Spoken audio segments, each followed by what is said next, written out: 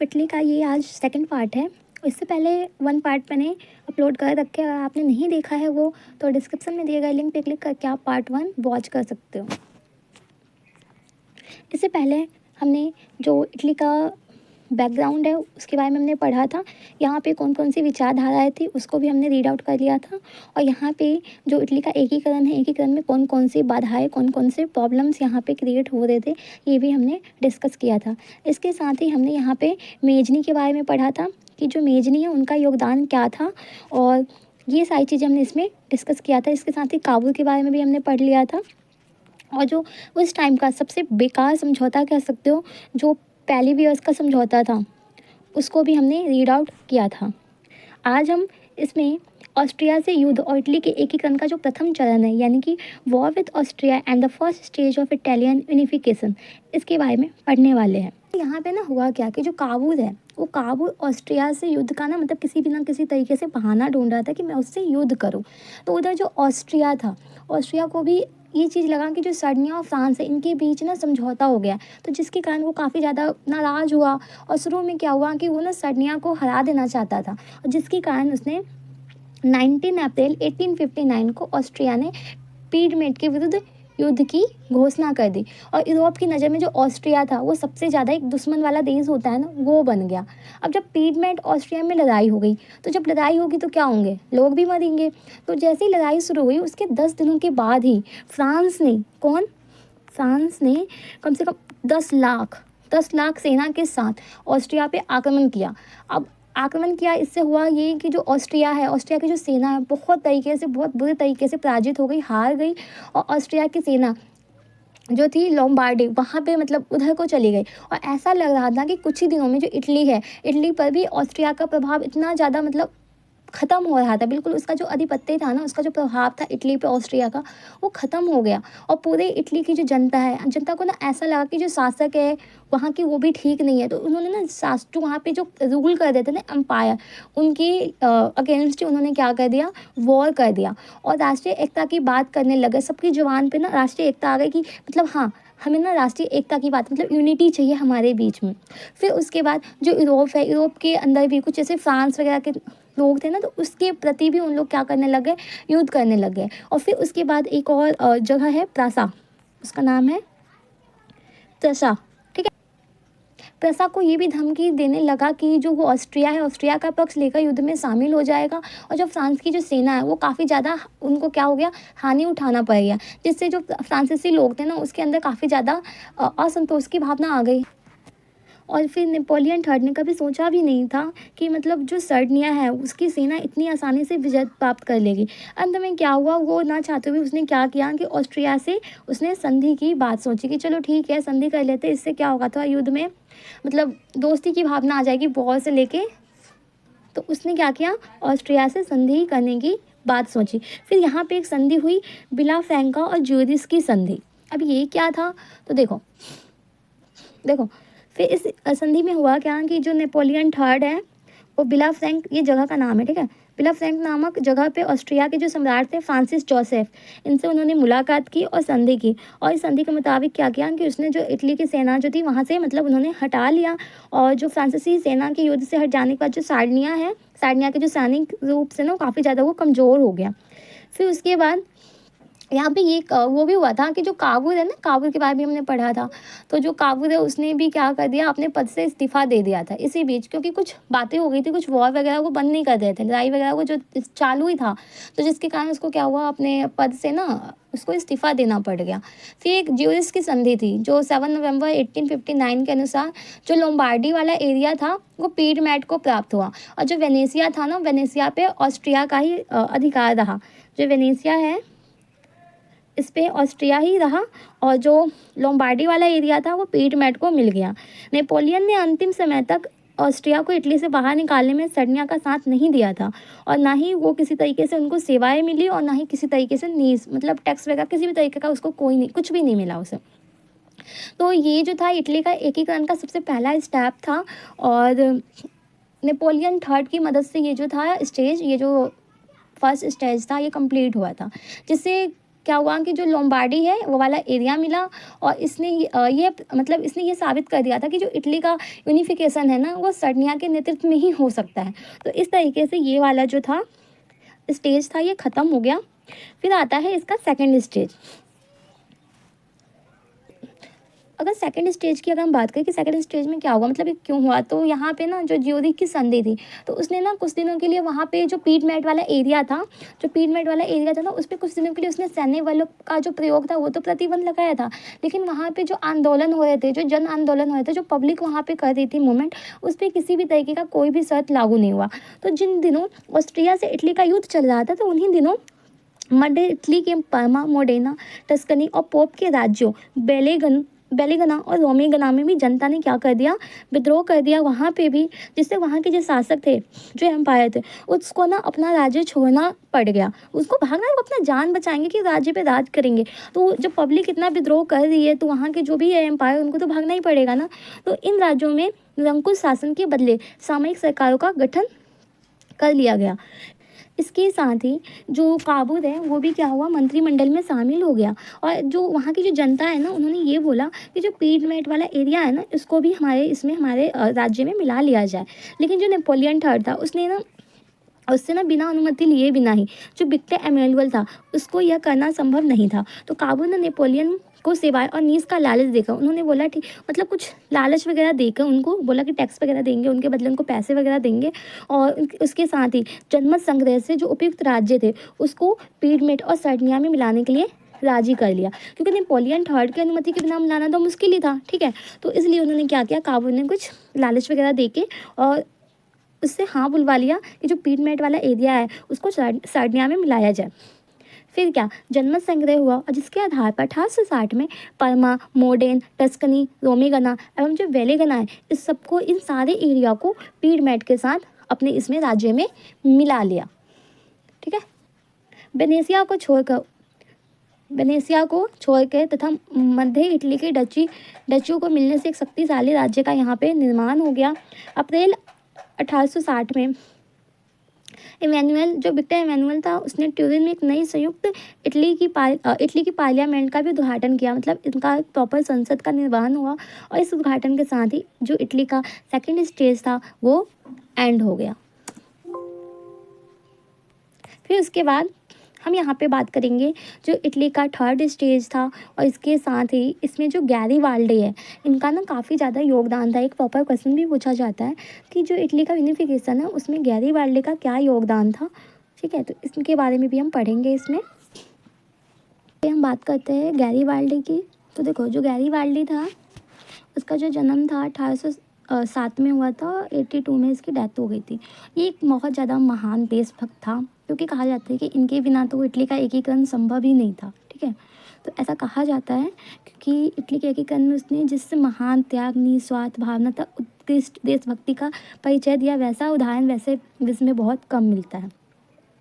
तो जो गैरीबाल्डी था उसका जन्म कब हुआ था, 1807 में। और गैरीबाल्डी जो था उसका जन्म नीस में हुआ था, ये एक जगह का नाम है, वहाँ पे हुआ था। और स्टार्टिंग में ना ये जो था ये अपना जीवन एक नाविक के रूप में व्यतीत करना चाहता था। नाविक होता है ना, वैसे वो ज़्यादा पढ़ा लिखा नहीं था, और उसका जो मानसिक दर्जा था वो भी इतना ज़्यादा ऊंचा नहीं था, और इटली का उतना ही, लेकिन फिर भी वो ना इटली को उतना ही प्यार करता था जितना कि कोई जो धार्मिक व्यक्ति ईश्वर से प्यार करता है ना, बिल्कुल वैसे। और एक दिन मेजनी से उसकी ना भेंट हो गई। फिर उसकी जो शिक्षाएं हैं उससे वो काफ़ी ज़्यादा प्रभावित हुआ। जैसे कि हमारा कोई आइडल होता है ना, हम किसी से मिलते हैं, उसके बाद हमारे लिए आइडल बन जाता है, हम उसकी चीज़ों को फॉलो करने लग जाते हैं। सेम ऐसा ही हुआ, जब वो मेजनी से मिला तो उनकी शिक्षाओं से वो काफ़ी ज़्यादा प्रभावित हुआ। और वो जो युवा इटली, जैसे हमने पढ़ा था पार्ट 1 में कि जो मेजनी था उसने युवा इटली का संगठन बनाया था, मतलब एक ऑर्गेनाइजेशन बनाया था उसने। तो वहाँ भी ये जो था कौन, गैरीबाल्डी है, उसका सदस्य बन गया। और युवा इटली का सदस्य बनते ही इसने जो इटली की एकता है, यूनिटी ऑफ इटली है, उसके लिए काफ़ी ज़्यादा इसने प्रयास किए। और मेजनी के कंसल्टेशन से ही उसने पीडमेट के जो नाविक थे, जो भी वहाँ पे नाविक लोग थे ना, उनको ना विद्रोह के लिए उकसाया। और जो पीडमेट के राजा थे उन्होंने क्या किया, अब जब वो विद्रोह के लिए उकसा रहे हैं तो वहाँ पे अब किसी को तो बुरा लगेगा ही। तो वहाँ के जो राजा थे उनको काफ़ी ज़्यादा बुरा लगा, और उन्होंने क्या किया, इनको उसने गिरफ्तार करवा लिया। लेकिन क्या हुआ कि वो ना हार नहीं माना गैरिबाल्डी ने, वो वहाँ से भाग गया और भागकर वो अमेरिका चला गया। जब फ्रांस में 1847 में जब क्रांति हुई थी ना मेटरनिक का, तो उस टाइम पे जो मेटरनिक है उसका एंड हो गया था, तब गैरिबाल्डी था वो अपने देश आ गया था। तो ये सारी चीज़ इसमें है, मैंने वैसे नोट्स में लिख दिए हैं, आप इसको यहाँ से पढ़ लेना, ठीक है। फिर उसी टाइम पे जब ये अपने देश आ गया था, जो इनका अपना ऑन कंट्री था ना, जब यहाँ पे ये आ गया तो उस टाइम पे ना पीडमेंट ऑस्ट्रिया का युद्ध भी चल रहा था। तो गैरिबाल्डी ने जो भी उनके स्वयं सेवक थे उसका एक संगठन बनाया, एक ऑर्गेनाइजेशन बनाया, और वहाँ पे 3000 स्वयं सेवकों को लेकर, जो भी उनके अंडर जो उनके शिष्य वगैरह थे ना, उनको लेकर एक संग्राम में चार्ल्स एल्बर्ट की खुलकर सहायता की उन्होंने। फिर जो एल्बर्ट ने युद्ध में पराजित होकर ऑस्ट्रिया से संधि कर ली, लेकिन क्या हुआ कि गैरिबाल्डी युद्ध करता ही रहा, और उसी समय रोम का भी विद्रोह हो गया। उधर रोम में भी विद्रोह चल रहा था और मेजनी के नेतृत्व में गणराज्य की स्थापना वहाँ पे हो गई। इस नव गणराज्य की रक्षा करने का जो भार था, ये पूरा जो रिस्पॉन्सिबिलिटी था, ये गैरिबाल्डी को दिया गया, और गैरिबाल्डी ने जमकर युद्ध किया। जब का पतन निकट दिखाई दिया तो वह अपने सैनिकों के साथ वहाँ से भाग गया, और जो वेनेसिया है, वेनेसिया से ऑस्ट्रिया भागने का भी उसने प्रयास किया, लेकिन वहाँ ऑस्ट्रिया और फ्रांस की संयुक्त सेना का सामना करना उसके लिए संभव नहीं था, तो उसे एड्रियाटिक के तट पर भागना पड़ा। उसने शत्रुओं को भी, वहाँ पर जो भी उसके नेवी वगैरह तो उसका भी उसने काफ़ी ज़्यादा मुकाबला किया, लेकिन इसी समय उसकी जो वाइफ थी उसकी डेथ हो गई, जिससे वो काफ़ी ज़्यादा टूट गया। अब जिससे वो बहुत प्यार करता था, वो अगर वही चला गया तो उसकी तो हिम्मत थोड़ी देर के लिए टूट जाएगी ना, तो उस टाइम पे वो काफ़ी ज़्यादा कमज़ोर हो गया, और फिर क्या, उसने सारा चीज़ छोड़ के अपना वो वापस अमेरिका चला गया। फिर 1854 में वो पुनः इटली लौटा, और पीडमेंट के नज़दीक जो क्रैप्रा नामक टापू था, वहाँ पे वो उसको उसने ख़रीद लिया, वहाँ पे वो खेती करने लग गया। फिर 1856 में गैरिबाल्डी की जो मुलाकात है काबुल से हुई, जिससे वो काफ़ी प्रभावित हुआ। पहले तो वो मेजनी से मिला, फिर अब वो किससे मिला 1856 में, काबुल से मिला, और फिर वो काफ़ी ज़्यादा उससे प्रभावित हुआ। इसी समय गणतंत्रतावादी गैरिबाल्डी वैधानिक राज सत्ता में विश्वास करने लग गया। जो ये था, इसने वैधानिक राज सत्ता में विश्वास करने लग गया, और विस्ली की विजय, ये बिस्ली नहीं सिसली है, ठीक है, सी है यहाँ पे, सिसली की विजय, ये प्रॉपर एक टॉपिक है, सिसली की विजय। तो जो गैरिबाल्डी है उसने काबुल से मंत्रा मतलब मिलकर 1860 में जिनेवा से दक्षिण सिसली की ओर 1072 सैनिकों को लेकर प्रस्थान किया। और जो ये स्वयं सेवक थे ना इसके, ये स्वयं जो सेवक थे ये लाल कुर्ता पहना करते थे, ये ना लाल कुर्ता पहनते थे, इनकी पहचान थी कि ये रेड कलर का कुर्ता पहनेंगे। और गैरिबाल्डी ने उनकी सहायता से सिसली की जो राजधानी थी उस पर आक्रमण किया और उसको जीत लिया। 5 अगस्त 1860 को उसने विक्टर इमैनुअल द्वितीय के नाम पर अपने को सिसली का अधिनायक घोषित कर दिया, मतलब वहाँ का वो राजा बन गया, अधिनायक बन गया कि उस पर राज करेगा। इसके बाद उसने नेपलस पर आक्रमण किया, वहाँ का जो राजा था वो भाग गया था, तो उसने वहाँ पे भी अपना कब्जा कर लिया। अब गैरिबाल्डी जो था वो रोम पे आक्रमण करने के बारे में सोच रहा था, तो रोम में ना, रोम की जो रक्षा था वो पॉप कर रहा था, तो पॉप की रक्षा के लिए फ्रांसीसी सेना वहाँ पे मौजूद थी, ठीक है, क्योंकि देखो रोम में पॉप का शासन था और पॉप की रक्षा कौन कर रहा है, फ्रांसीसी सेना, तो ये पहले से ही वहाँ पे मौजूद थी। और यहाँ पे आक्रमण करने का कौन सोच रहा है, तो गैरिबाल्डी सोच रहा है। तो फ्रांसीसी जनता भी पॉप को बेइज्जती ही कर सकती थी, और उसने नेपोलियन थर्ड को विश्वास में लेकर इमैनुअल द्वितीय को एक सेना के साथ रोम की ओर भेजा, जहां उसने पोप को राज्य पर आक्रमण कर कब्जा कर लिया, मतलब यहाँ को भी इसको भी उसने क्या किया, अपने कब्जे में कर लिया। गैरिबाल्डी ने भक्ति भाव से अपने सारे जीते हुए इलाकों को विक्टर इमैनुअल को, जितने भी इलाके इसने जीता था ना गैरिबाल्डी ने, उसने सारा इलाका विक्टर इमैनुअल को दे दिया। उसने इटली के एकीकरण में काफ़ी महत्वपूर्ण भूमिका निभाकर जो इटली है, दक्षिण इटली, उसको जीतकर इटली के एकीकरण का मार्ग प्रशस्त किया, ठीक है। तो ये था गैरिबाल्डी का। और फिर उसके बाद 1861 में जो इटली के पक्ष में इमैनुअल द्वितीय ने कापो और गेटा को भी जीत लिया। इसके साथ ही रोम तथा वेनेसिया को छोड़कर संपूर्ण इटली प्रदेश पर विक्टर का अधिकार हो गया। 18 फरवरी 1861 के दिन तुरीन में एक नई संसद का उद्घाटन हुआ। 1 मार्च को पीडमेंट सार्डिनिया का नाम बदलकर इटली राज्य कर दिया, मतलब जो था ना पीडमेंट सार्डिनिया, इसका नाम क्या हो गया, इटली हो गया। कब हुआ, 1 मार्च को। फिर काबुल की मृत्यु का 6 जून 1861 ईस्वी को 51 वर्ष की अवस्था में कावूर की मृत्यु हो गई। ये हाईलाइट कर लेना, ठीक है, ये प्रॉपर एक टॉपिक है। इटली के एकीकरण में मेजनी, गैरीबाल्डी, विक्टर इमैनुअल द्वितीय और असंख्य जो देशभक्त थे, फ्रांसीसी, ठीक है, ये सब कावूर, इन सब का यहाँ पे कावूर का भी था, इसमें कावूर भी इंक्लूड था। इन सब ने अपना बढ़ चढ़कर योगदान दिया इटली के एकीकरण में।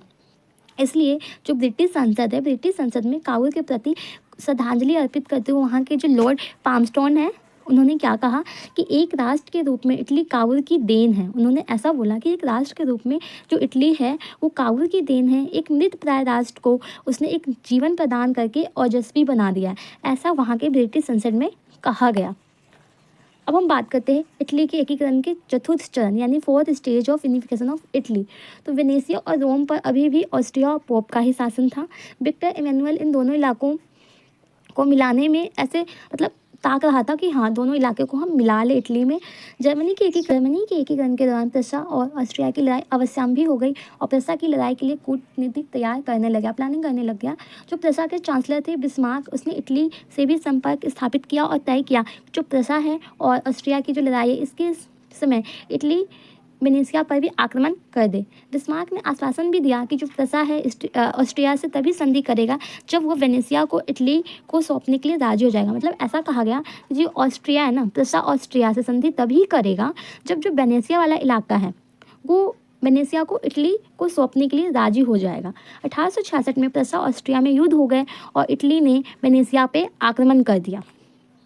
युद्ध में ऑस्ट्रिया पराजित हुआ और संधि के समय बिस्मार्क ने ऑस्ट्रिया को बाध्य किया कि वह वेनेशिया को इटली को दे दे। इस तरह 1866 में ही वेनेशिया इटली का अंग बन गया और इटली के एकीकरण का ये फोर्थ स्टेज एंड हो गया। इसके बाद ये है फाइनल स्टेज। अब यूनिफिकेशन तो हो ही जाना है इटली का। तो इसमें क्या था कि रोम अब भी संयुक्त इटली का अंग न होकर पोप के अधीन ही था। सम्राट जो नेपोलियन थर्ड था और जो विक्टर इमैनुअल सेकंड था, इन दोनों में एक समझौता हुआ जिसके अनुसार जो इटली के राजा है उन्होंने पोप के राज्य पर आक्रमण नहीं करने का वचन दिया और फ्रांस की एक सेना पोप के राज्य की रक्षार्थ रोम में रहा करती थी। ऐसी स्थिति में रोम पर आक्रमण करने का अर्थ था कि फ्रांस से युद्ध के लिए इटली तैयार नहीं था। प्रसा ने जर्मनी के एकीकरण के लिए अंतिम लड़ाई में 1870 में लड़ी थी। इस लड़ाई से प्रसा के चांसलर बिस्मार्क ने कूटनीति तैयार करते समय विक्टर इमैनुअल द्वितीय को भी बताया कि जो युद्ध के दौरान फ्रांस अपनी जो सेना है वो रोम से हटाएगा। यहाँ पे जर्मनी की एकीकरण की अगर मैं बात करूँ तो इसका एक प्रॉपर मैं नोट्स बना दूँगी और इसकी प्रॉपर एक वीडियो बनाऊँगी, क्योंकि जर्मनी का एकीकरण ऐसे ही है जैसे कि आप इटली का पढ़ रहे हो ना, वैसे वहाँ पर भी हुआ था। काफ़ी ज़्यादा वहाँ पे भी वॉर वगैरह हुए थे, तो उसके बाद जर्मनी का एकीकरण हुआ था। तो यहाँ के चांसलर कौन है? बिस्मार्क है, ठीक है। तो ये भी यहाँ पे ये साथ दे रहे हैं इटली के एकीकरण में। जैसे ही फ्रांसीसी सेना हटे वैसे इटली को रोम पर आक्रमण करने का अपने अधीन कर लेना। और जैसे ही 1870 में प्रसा और फ्रांस में युद्ध शुरू हुआ, फ्रांस को अपनी सेना रोम से हटानी ही पड़ गई। ऐसी स्थिति का उसने लाभ उठाया और 1870 में जो विक्टर इमैनुअल था उसने रोम पे आक्रमण कर उसको भी क्या किया, अपने कब्जे में ले लिया। जनता की इच्छा जानने के लिए जनमत हुआ, ठीक है, वोटिंग हुई और जिसमें पोप जो था उसको मात्र 46 वोट मिले। फिर क्या, अब पोप को तो किसी ने पसंद किया ही नहीं, तो इस तरीके से जो रोम था वो भी इटली में शामिल हो गया। 1871 में रोम जो था वो संयुक्त इटली की राजधानी बन गया, ठीक है। तो इस तरीके से आपने यहाँ पे पढ़ा कि कितने सारे वॉर हुए, कितनी मुश्किलें आई, किन किन लोगों ने यहाँ पे अपना योगदान दिया, तब जाके इटली का एकीकरण संभव हो पाया, ठीक है। तो ये था आपका आज लास्ट पार्ट कंप्लीट हो गया है।